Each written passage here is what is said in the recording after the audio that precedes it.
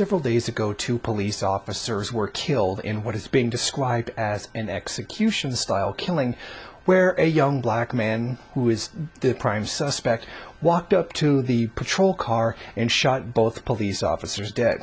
Now, maybe a day or so after that, another police officer was killed by a transient man in Florida.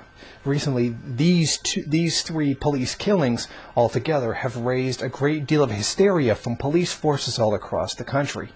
Now, in the interest of full disclosure, I don't particularly have any sympathy for the police officers that have died, considering the amount of people that they have recently killed in their brutal attacks.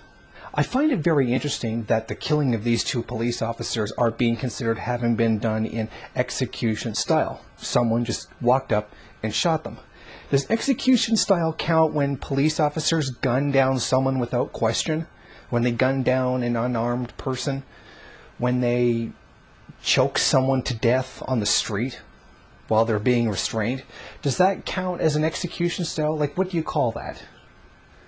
Because so far they don't really count it as much of anything, but I would say that's probably far more execution style and the killing of those two police officers, because this is, of course, two police officers, state employees, particularly the coercive arm of the bourgeois state, repressing people and killing them. In a move that's probably pretty predictable, Pat Lynch, the head of the largest police officers union in New York, blamed Mayor Bill Bellagio for the recent killings, that somehow he had blood on his hands.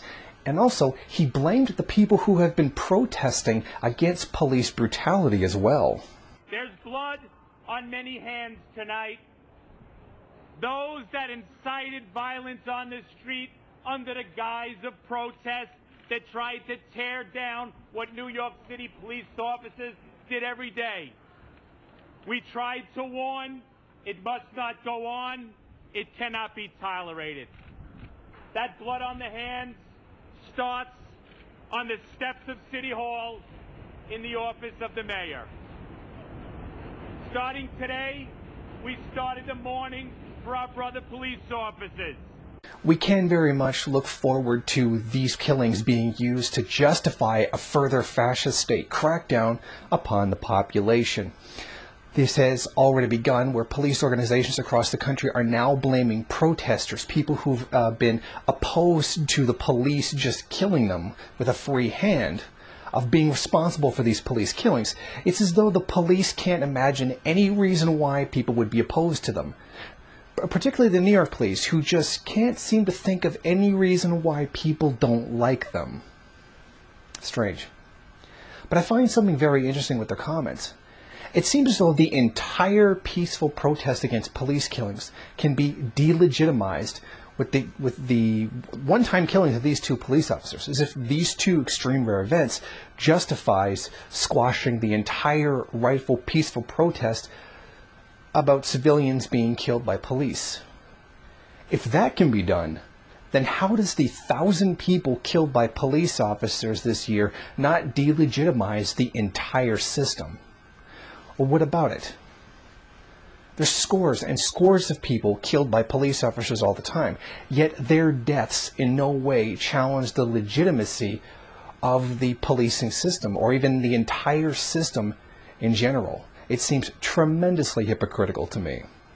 Now, something I want to add, without seeming too cold-hearted. This really seems to me a case of the chickens coming home to roost. Now, there are questions as to whether the person who killed the two police officers in New York was mentally ill or not, and there's a bit of a case that can be made in that regard. However, isn't this something they've kind of got coming? Police have had a free hand at killing the population, particularly the African-American population, with no consequences. Like I said previously, over 1,000 people have died this year from all various races, not just African-Americans. And yet nothing happens to these police officers. And we see now the rising controversy of what happened over in Ferguson, where other prosecutors are now saying that testimony was false and that they can prove as such. But at what point? I take the example of Christopher Dorner, a man who saw tremendous amounts of racism inside his own police department, and then when he spoke up and said something about it, they told him to shut up.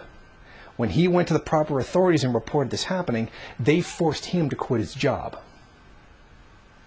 So what does this tell us? That if someone, even in their own department, one of their own, says this is wrong and goes through all the lawful channels to try to stop it, to do something about it, report it to their superiors, use the completely lawful, legitimate process to report these things that theoretically would stop them. But then it never does. What does that tell you?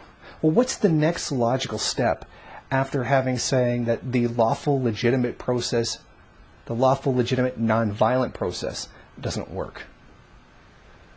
What would logic tell you after that? I'll leave you that to decide for yourself. And finally, I think it's important to remind us of one particular quote, one that's often attributed to Stalin, which he never actually said. And that is, the death of one is a tragedy.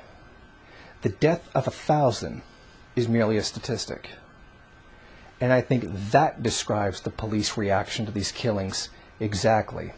The 1,000 they killed this year is nothing more than a statistic, something written down in their logbooks.